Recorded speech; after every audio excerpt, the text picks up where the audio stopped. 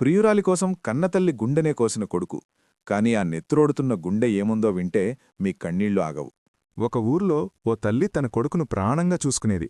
ఆ కొడుకు ఓ అమ్మాయినిష్టపడ్డాడు.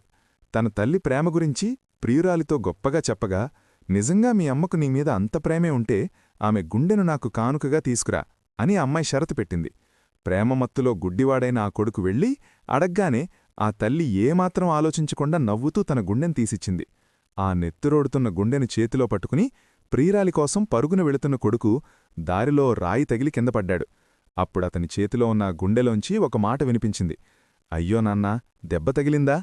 జాగ్రత్తగా చూసుకుని నడువు తండ్రి అని. ఆ మాట విన్న కొడుకు తను ఎంత పెద్ద తప్పు చేశాడో తలుచుకుని కన్నీర్మున్నీరయ్యాడు.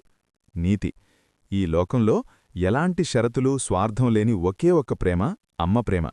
తన ప్రాణం పోయినా చివరి క్షణంలోనూ బిడ్డ క్షేమాన్నే కోరుకునే దేవత అమ్మ. ఇలాంటి మరిన్ని ఇంట్రెస్టింగ్ కథల కోసం మినీ కథలు తెలుగు ఛానల్ను సబ్స్క్రైబ్ చేసుకోండి.